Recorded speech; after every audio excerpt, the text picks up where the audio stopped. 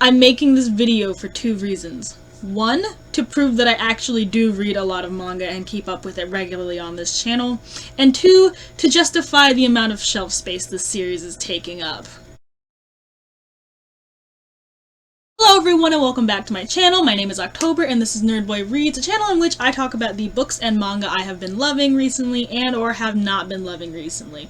And today I decided to start a new kind of series on this channel. I think I'm going to try to keep up with this series. I'm going to be reading a bunch of like older or long-running series that I have going on because I have a few of them, and I'm just going to start them from beginning to end in like 5-book increments because I feel like that's the way I'll be able to fully like re-immerse myself into these series that I do love so much. I just haven't reread them for some reason. I reread a couple of them. I'm not gonna lie. I've reread a couple of them, especially some of my favorite ones, but there are some that I just have a good memories attached to that I haven't reread in a while, I haven't touched in a while, and they're just kind of taking up shelf space that I still love and I still hold them dear, but I don't remember why because it's been so long since I touched them. To start off this little series, we're starting with the series Blue Exorcist by Kazue Kato. This is about Rin Okamura, who finds out he is the son of Satan, and he wants to go to an exorcist school to kill Satan to prove that he's not like his dad. I'm going to be reading book 1, 2, 3, and 4, and 5 for this first little batch. I had this idea for a while now, approximately a month I believe, and I did actually get around to rereading the first book in this series again. I just haven't gotten around to reading the rest of them. So in this one I'm gonna be going over book 1 through 5, and I'm just gonna go through, I'm gonna read them, I'm gonna break them down, I'm gonna tell you about the characters, and I'm gonna go through things that I may have missed in the first time I read this series. So for this series, like I said, I'm gonna be breaking them down, and I think that's the main reason why I am doing this series. I read manga really fast and I read books really fast, and sometimes that means I miss things, like a lot of things, and I want to go through and I want to reread them and kind of examine them more closely than I originally would have, or the more that I did in my original go-around. So that's why I'm gonna kind of do them in these 5-book chunks, because not only will it help keep the series going a little faster, but it also gives me time to like fully immerse myself and develop these characters and see how we got from where we started to where we are currently in the series. Well, at least in the physical volumes, because I'm caught up with the physical volumes in a lot of these long-running series. I just haven't did anything with them. A fun fact about Blue Exorcist that I didn't know when I first read them: I think this series is an early 2000s series. Yeah, this series started in 2009 at least. So around 2008, 2009, this series started running, and it's still going. Like, things are still happening, characters are still being developed, and I have kept up with the physical volumes. I have the Shonen Jump app. I just haven't read this series from the Shonen Jump app, so I don't really know what's going on there, but from what I've been reading physically, it's getting really intense, and I really enjoy this series. It is one of the first series that I started along with Black Cat and whatnot. My friend who lived down the street actually loaned this to me, and it got me really hooked on this series because she was into manga too, so I asked to borrow it, and I haven't looked back since. I've seen the manga, I've seen the anime at least twice, and I've watched the movie because there is a movie, but there hasn't been any updates on if this series is going to continue going with the anime. I'm not having too high hopes, because while things have been getting new series, like The Devil is a Part-Timer just got a new series after some time, so I don't think they're going to do that with Blue Exorcist, because I don't think there's a lot of fanfare around this series like there is a bunch of other series. This is a real kind of a mixture of a plot-driven story and a character-driven story, but mostly leaning toward the character-driven side of things, because these characters really do make decisions that impact the entire outcome of this series as a whole, and it really makes it interesting to watch, like how little baby Rin in the beginning turns into like the monster demon thing that he is in the future. Spoilers, by the way. That's another thing. I am going to be going into as many spoilers as I can. I'm going to try to take notes, even though I'm really bad at taking notes as I'm reading things, but I'm going to try to give as much explanation as I can, and I'm gonna just talk about this in as much detail as I can, so be aware of that. I haven't read book 2 through 5 yet, so I'm not going to go into book 1 in as much detail as I can, but I will say, in my first recording of this, because this is the second time I've recorded this, I did say that I believe that this volume is the one instance of Rin saying the word fuck in Shonen Jump in, like, this series, but it was not, so I was kind of disappointed about that, because I thought that was funny. I thought Rin saying fuck would be funny.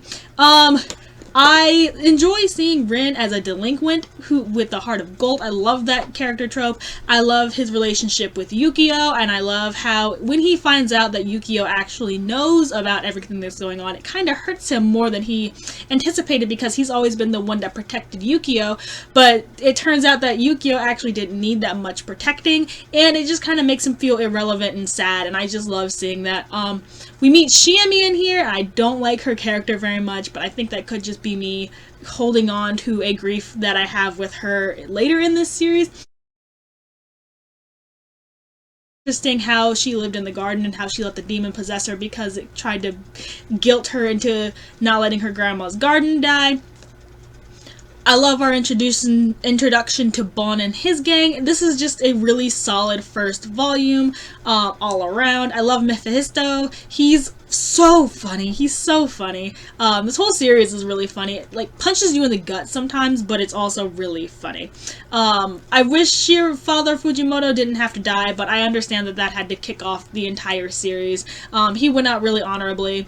And yeah, I'm gonna read 2 through 5 now. I'm kind of in the middle of something right now. I'm actually more than halfway done with The Stranger by Albert Camus, so I'm probably going to end up finishing that before I start any more manga. I'm going to give myself a break between books because I currently have 2 books going on. I just finished a third. I have this one and another one, so I'm going to give myself a little break after I finish this one and just read manga. So I'm going to read a lot of Blue Exorcist, and then I may pick some that I actually have to read going through because I haven't done that yet. So I'll be back with an update whenever I can get you one, and yeah, wish me luck. I hope this series doesn't disappoint me. I think that's another thing I'm worried about. I'm worried it won't hold up.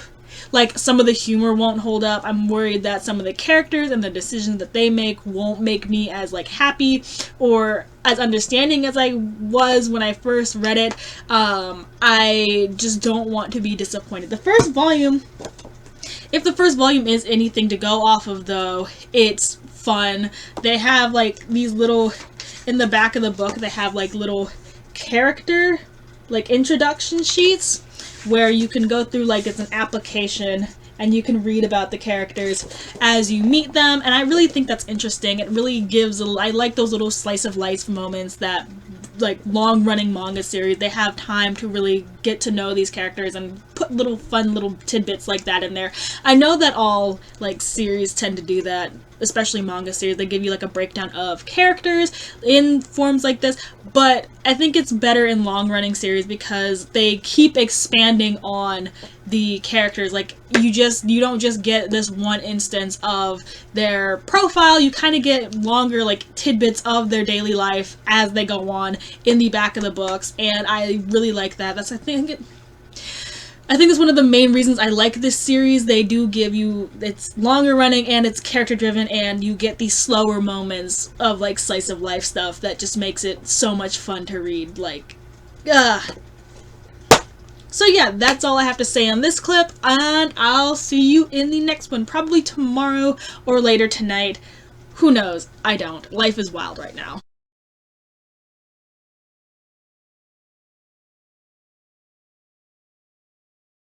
Okay, so it has been about 3 days since that last clip, but I finally finished volume 1 through 5 of Blue Exorcist, so I can finally tell you about them. Like I said initially, Blue Exorcist Volume 1 is a really good introduction to this series. In the first chapter of Blue Exorcist, we are introduced to Rin as he is in the middle and ends of a fight, and we are wondering why he is in the middle of this fight. Like I said, he is a delinquent character in the beginning, but we soon come to realize that he is fighting because some bullies were killing pigeons and he didn't like that.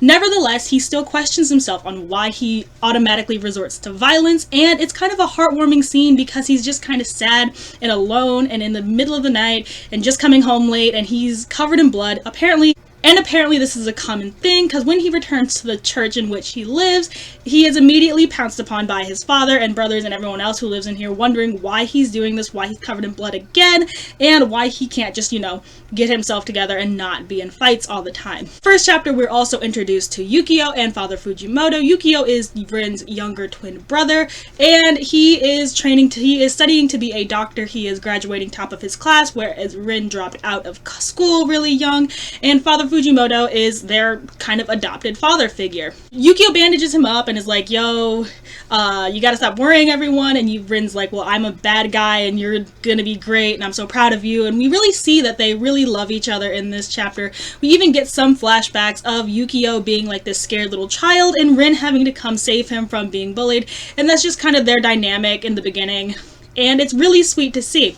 Everyone clearly cares about Rin. They get him like an interview to a job at a restaurant, and while he is really initially worried about getting this job because, like he said, he's not one to hold a job, he's not respectable, everyone just kind of is like, yo, you got this, you can do it, it's a restaurant, you really like to cook, you cook really well, and he does. While he's on the way to the restaurant, he is attacked again by these bullies, but this time, they're not really, holding back. They're actually trying to kill him, cut him, hurt him, and we get our first glimpse of Rin's satanic powers because the blue flames spring forth, and as he defends himself, as his energy gets worked up, and everyone, even him, is like, what the hell is happening?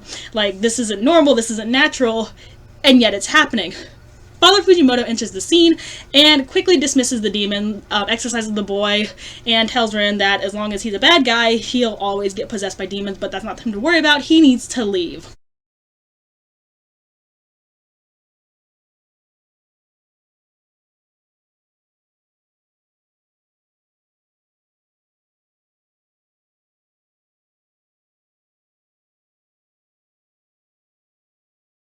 This doesn't really sit right with Rin because it kind of feels to him like he doesn't understand what's going on. He's suddenly just being told that he needs to leave. His father's kicking him out. He's like, call this number. I can't help you. Just get out. And Rin gets angry.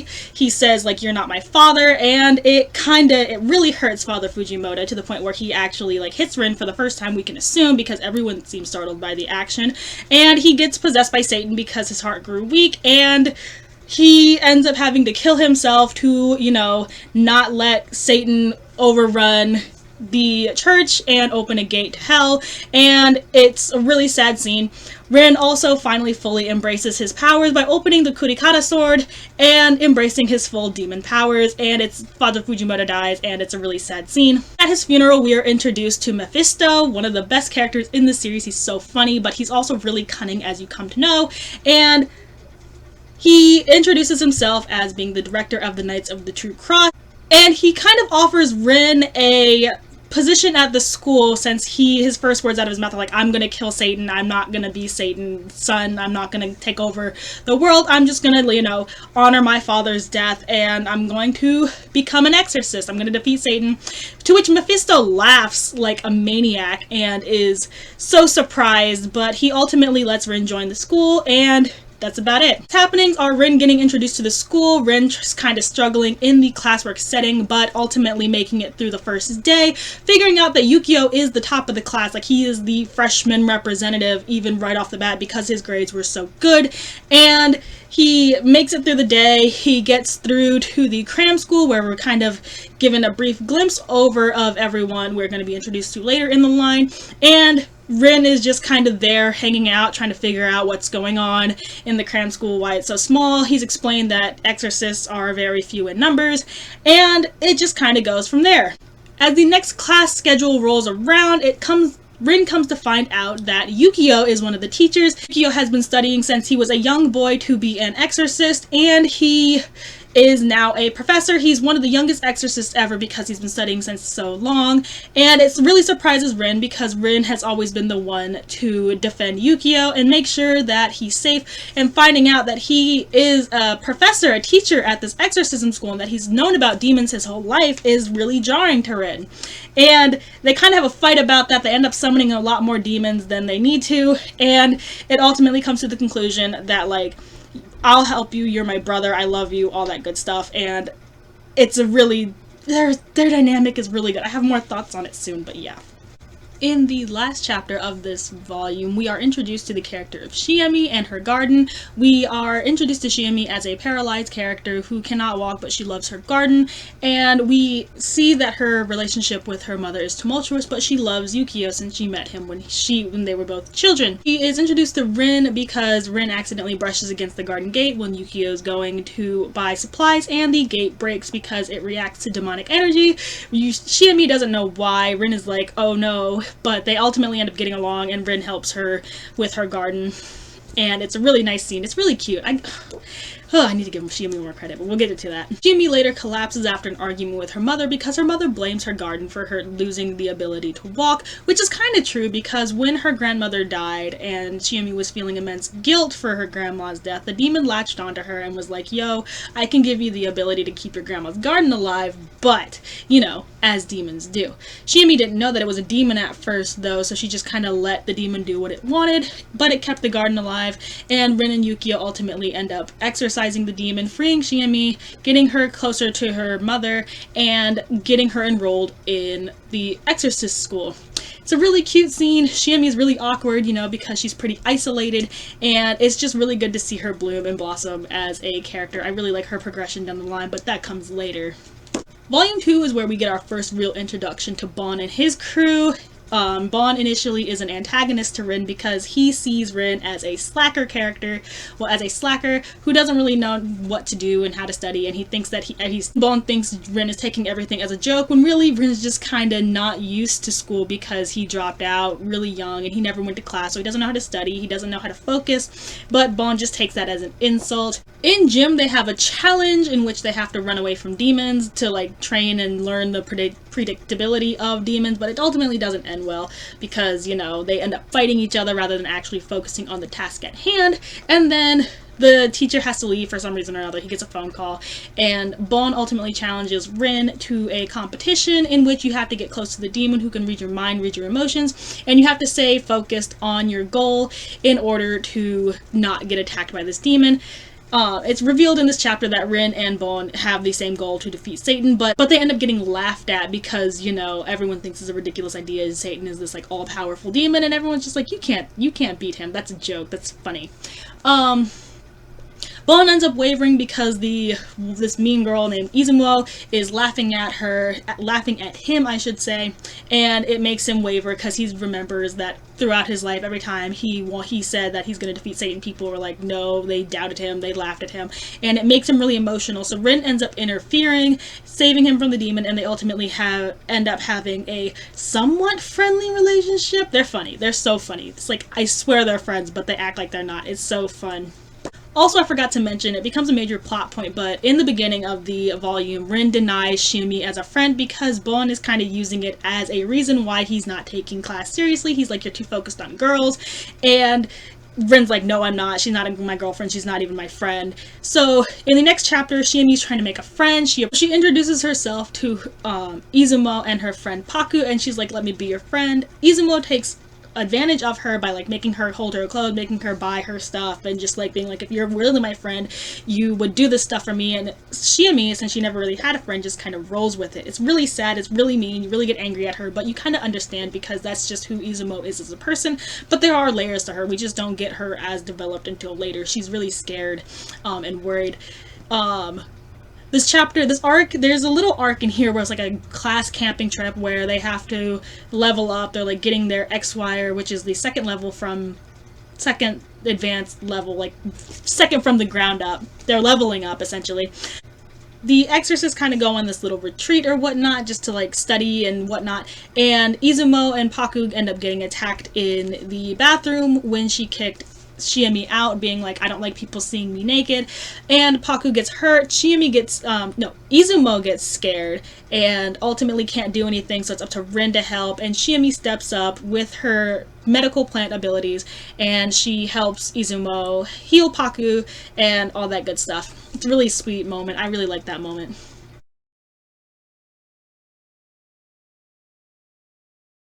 And they have their little leveling up exam where they all have to try to get together, but it's their whole relationship, the whole class is really tumultuous.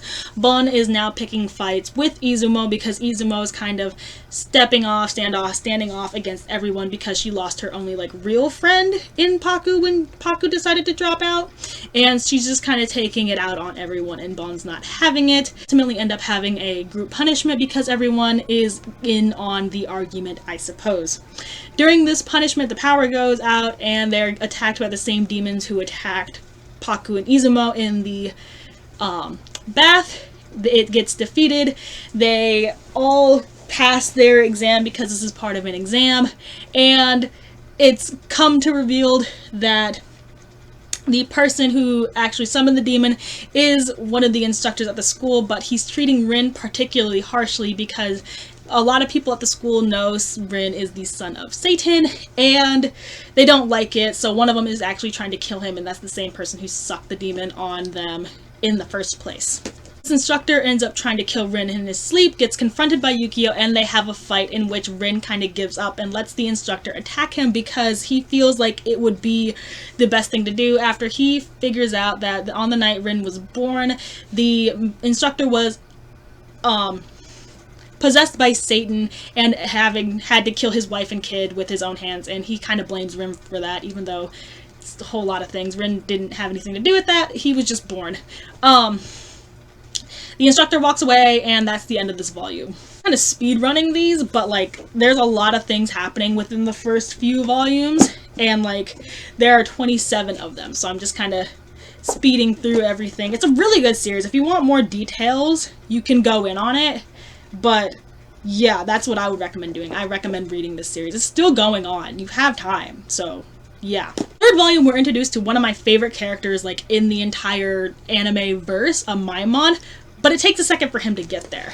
He's kind of hinted at throughout this series, especially in like volume 2, as being Mephisto's brother, but we don't really understand his role in anything until this volume. But before we get to Amaimon, we are introduced to Kuro. Kuro is the cat demon who is one of the gatekeepers at True Cross. He was originally Father Fujimoto's familiar, but he doesn't know Father Fujimoto died. And once he does end up finding out that Father Fujimoto is dead, he kind of goes on a rampage, calling everyone liars, saying that Father Fujimoto can't die, he's too strong, but Rin ends up headbutting him. It's a really funny scene. I'm not even going to tell you the lead up to that. And he's like, yo, he is dead, he was my father, it hurts, I know. And then Kuro ends up becoming Rin's familiar / pet. Kuro is so great. Next chapter opens. The X-Wires and the class are assigned to go patrol a amusement park who had to be shut down because of a ghost haunting everyone and creating chaos. They're broken up into teams. Rin is assigned to stay with Shiemi, and they confront the little ghost boy, but they end up having to split up because the ghost runs and is playing tag with them, so they have to split up to try to find this demon, this little ghost boy. While they are looking, Rin's sword ends up getting taken by a Maimon in a really, really easy scene. He just kind of reaches down and yanks it from him, and he opens it. He reveals that Rin is Satan's son to not to everyone, but it makes him freak out because anyone could run around and see that Rin is on fire, which is really nerve-wracking to him.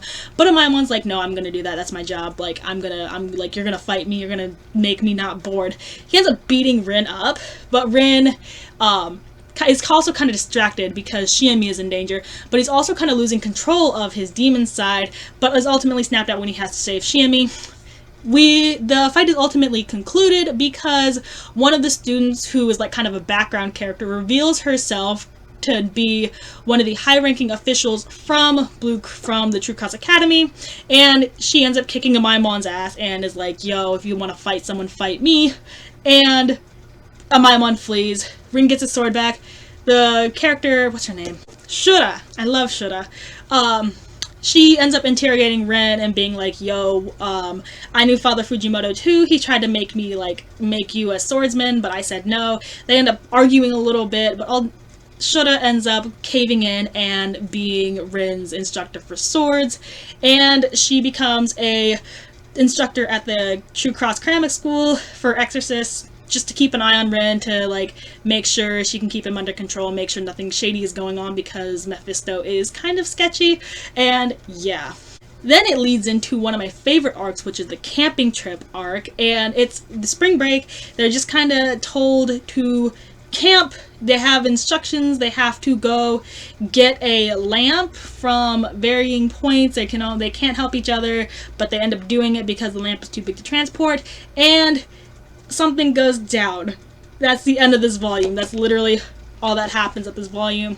At the end of this volume, it is Rin, Shiami gets attacked by like a lot of little bug demons. Rin ends up losing control because he gets weirded out. He gets scared of protecting her, and he ends up flaring up, and he thinks that Bon sees him, and that's where we leave off on this volume.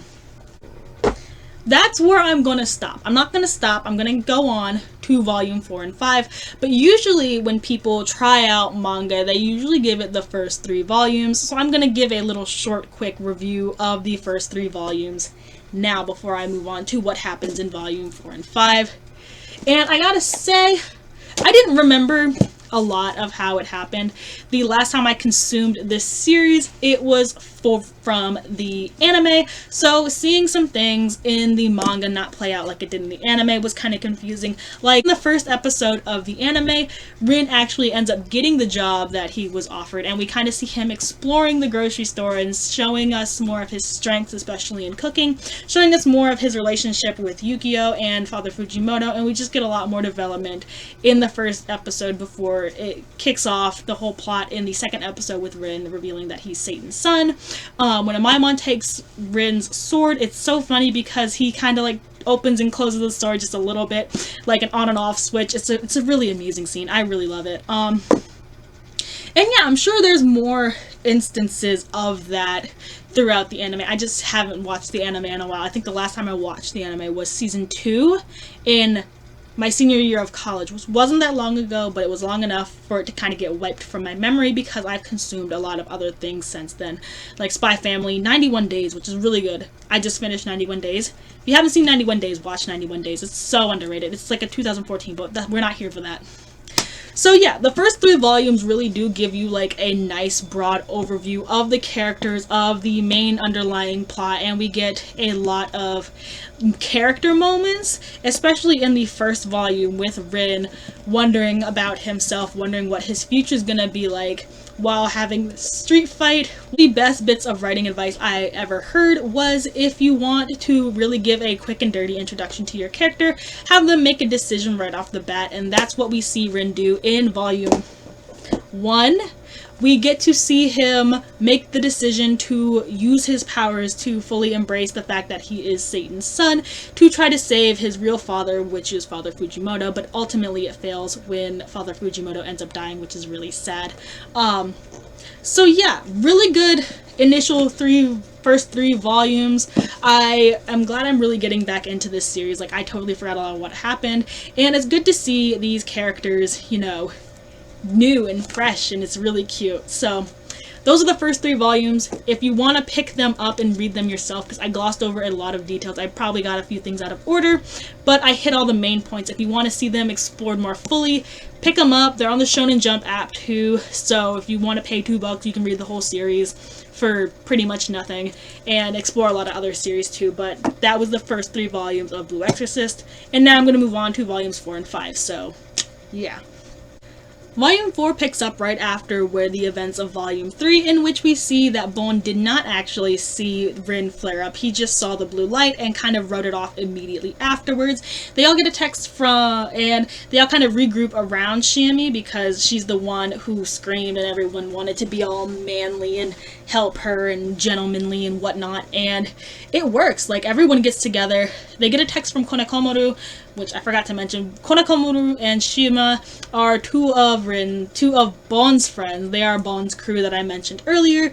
They get a text from Konekomaru saying, I found the lamp, we need to work together. They all devise a So they all go to this lamp, which is actually a giant demon lamp who has to be fed all the time, otherwise it'll go out, and it also has to be sealed because otherwise it will kill everyone. So, but before they do, someone pops off the bottle rocket saying, they're all given a bottle rocket.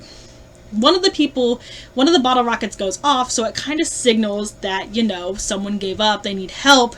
But when they get back to camp, everyone is there. The bottle rocket was just a distraction to get Yukio away.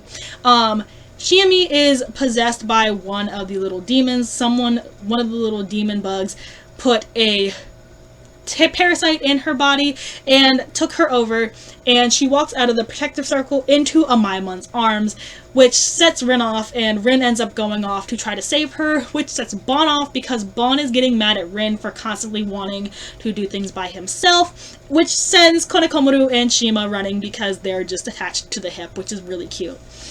They end up fighting Rin and Amaimon because Amaimon ends up getting mad at Konekomaru and Shima for laughing at him, and Rin ends up having to take his sword out and reveal to the world that he is Satan's son because he has to protect everyone, which is what he was fearing the most to do. Fight ends up bad. Rin ends up kind of losing control until his sword is put away. Amaimon has to be locked away, and the Grigori, which is the highest order in the Vatican, in the True Cross Academy, and the True Cross Knights in general, interferes, and Rin is ultimately put on trial for being Satan's son. He is given a loose pass, because he is training to be an exorcist. He's not really, while he is a threat, he's not really a major one because he's fighting against Satan, plus people can kill him if they need to. He just needs to be put on arrest and like kept separate from everyone. No stress, no anger, no violence whatsoever, and all that good stuff. So yeah. It makes him sad because everyone starts treating him like a monster at this point, which is really sad because he was like, I have friends now. This is the first time he has friends. He never really experienced high school life or middle school life or any kind of like school life, and all of a sudden it's all taken away from him once he starts settling in, and it's a really sad scene when everyone starts looking at him like he's dangerous. Shuda ends up picking up training by starting with his flames instead, so he has to try to light 2 candles. He has to line up 3 candles, light the 2 on the ends up, but leave the other one not on fire. So he has to try to train that, and he kind of ends up failing because he's thinking about it too much. It's not reflective to him, and it's that training is so funny. So that's where we end off on volume 4.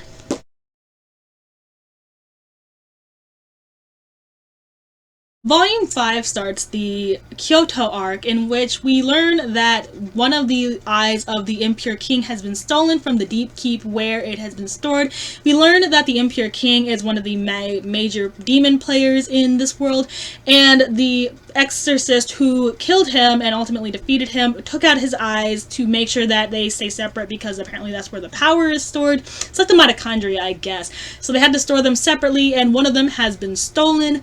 We figure out who stole it. It's one of the people we meet who's like, we are so worried, everyone is sad, everyone is scared, but he's ultimately the one who did it. To get more of Yukio's mindset in this first chapter, because we see that he is still worried that he hasn't grown anymore. He's still the child who has to hide behind Rin. He's not doing anything, and he ultimately calms himself down by stabbing himself with a needle full of medicine that he's trying to give a patient, which, you know, isn't great, but it ultimately works. They save the day, and we are introduced to the Kyoto arc, which is about finding both eyes of the Impure King, making sure they stay safe, and not letting the Impure King rise. This is a very Bon-heavy arc, which I really enjoy. We get to meet his family because he is one of the...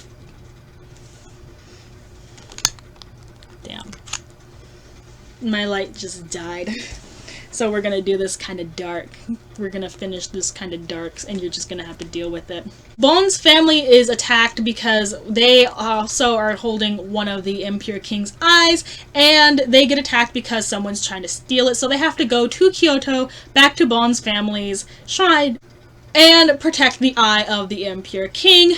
We learn that Bon has a tumultuous relationship with his family because they are against him being an exorcist. They want him to take over his mother's hot spring, which she inherited from her family, instead of being an exorcist or keeping up with the shrine that is kind of failing. So that's why we learn why Bon wants to defeat Satan. His family, his whole shrine, everything about his life was uprooted during the Blue Night. During the Blue Night, when blue flames started erupting from everyone and killing everyone.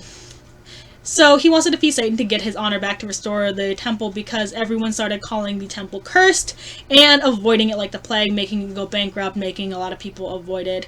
And they ended up having to go to the Knights of the Blue Cross, the True Cross, to, you know, stay afloat. We see that everyone is really scared of Rin. They're really angry at him for hiding the fact that he's Satan's son, but ultimately they're more scared than everything because they're not sure whether or not he's going to blow up at them, he's going to kill anyone, so they end up avoiding him, except for Izumo, who just kind of treats him like normal, which is what he wants. She's like, you're not dangerous, I don't care about you, like, but I'm not going to treat you any differently just because you're Satan's son, and that's ultimately all that he wants, and it's a really sweet little moment, which I like. Good character moment for Izumo. We're introduced to Bon's dad after Rin gets rejected from helping anyone. Bon's dad is like, hey, can you help me cut some watermelon and give it to everyone? And Rin's like, yeah. He finds out that it's Bon's dad, and he's like, yo, I don't think that you're supposed to be running away, like, why aren't you helping, blah blah blah.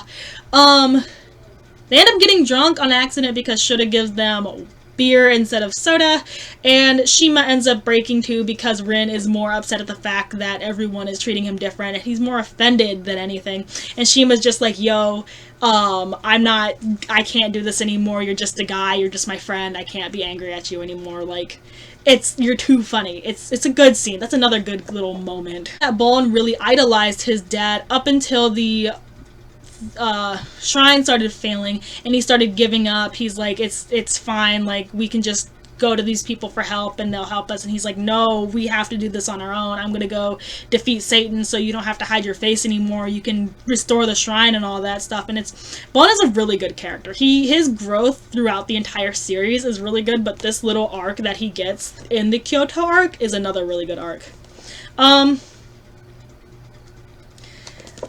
That's about all that happens in this chapter. There's a little subplot line in which Yukio and he has a little crew of people hunting for the other eye of the impure king, and that's really all that happens in this volume. There's a lot. This is very much a character-driven volume. It's focused on a lot of little character relationships rather than the ultimate plot that has to be solved within the series, well, this little arc that it's going through, and I really enjoy it. This is one of my favorite volumes so far. And now my thoughts, because I have a lot of them. Initially, when I first read Blue Exorcist and when I was first getting into this series and this world, I hated Shiemi. I thought she was annoying, I thought she was a bother, I thought she was weak and pathetic, and I didn't like her. Now I see that she's just another shonen protagonist. Like, if you look at Hinata from Naruto, and in a way Uraraka from My Hero Academia, they are kind of also like Shiemi, because while they do have their moments where it's a little weird and a little like cringy that they idolize this shonen protagonist so much, it ultimately doesn't reduce them to a love interest, and it doesn't make them clingy or obsessive. It makes them stronger because they want to achieve a level of, greatness themselves to be, not worthy of their love, but to just show that, like, I can take care of you too, you can rely on me. And I didn't give her enough credit. I'm so glad I'm out of that, like, whole I'm not like other girls thing. I don't need a man, I don't need girly things and whatnot. Shiemi is actually a really good character. And the arc that she's going through in the current arc, volume like 25 to 27, I think is where I am.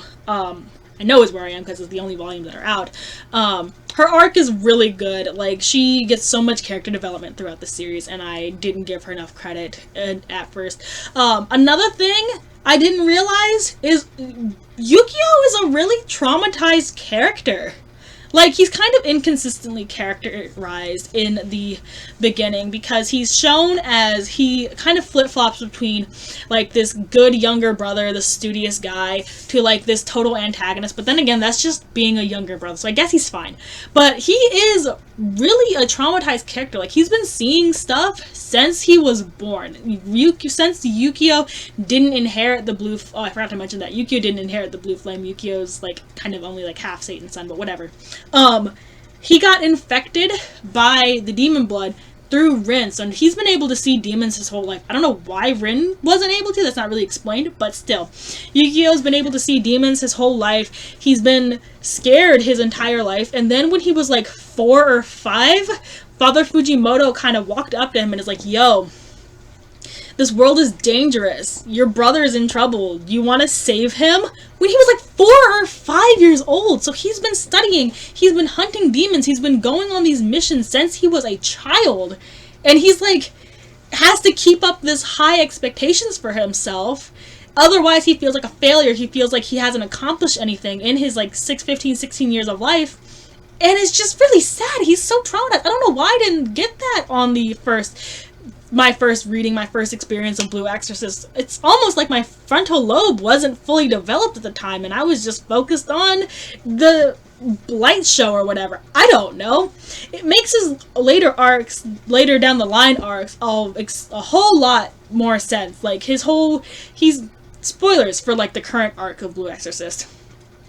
Yuki's kind of having a mental breakdown, and you can really understand why, looking at these first few volumes, like the high expectations that he puts on himself. He is such a high rank at such a young age because he's been pushing himself, and he's been like, I have to protect my older brother, my twin, my bro, because no one else will, and it's on me, and that's not fair to him. And Rin has been given a full life to live outside of Blue Cross and, like, True Cross. I don't know why I keep calling it Blue Cross Anthem.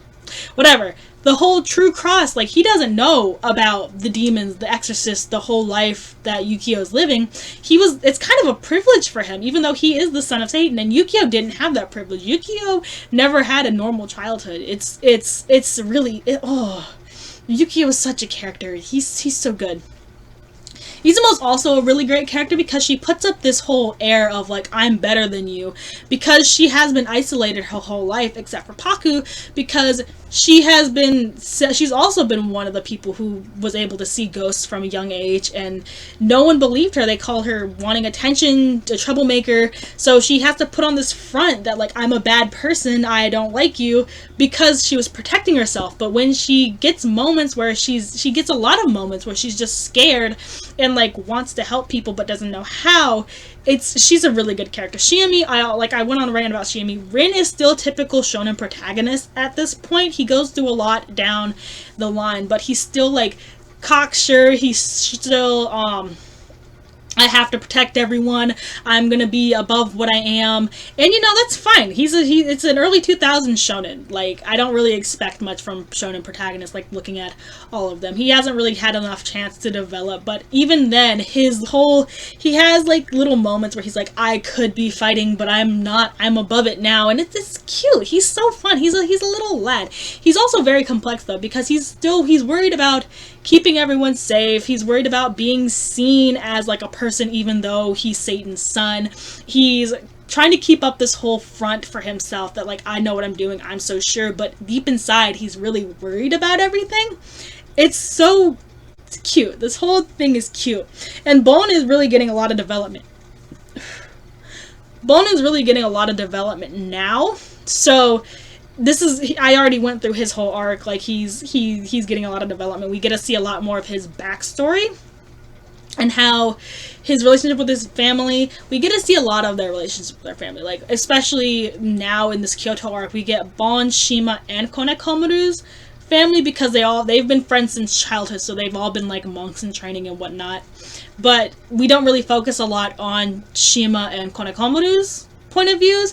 It's mainly a Bon story right now. They get developed later down the line, so it's good to see. So those are all my thoughts for the first 5 volumes of Blue Exorcist. It's a really strong start to a series that like doesn't really slow down in my opinion, and it's going to be really fun watching everything develop like with fresh eyes, cuz like I said, this is a really long running series and majority of it has not been animated. So even if I rewatch the anime from season 1, season 2 and the OVA, the movie, I'm not gonna get everything that's in the manga. Like, the anime ends after this current arc, the Kyoto arc, which is only like 2 or 3 volumes after volume 5. So we have from like 8 to 27.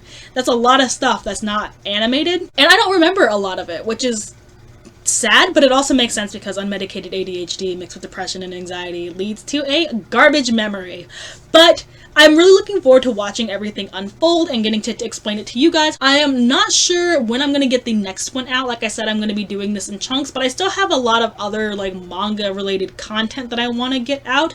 So I'm probably going to do this like maybe once every 2 weeks. I don't know. I'll figure it out. If you want more of Blue Exorcist from this little rundown that I've given you the first 5 volumes, download the Shonen Jump app. It's free to read some of them, but a majority of it you only pay $2 a month, and you can read 100 chapters a day if you can get through it. That's how I've read One Piece, but that's a whole other thing.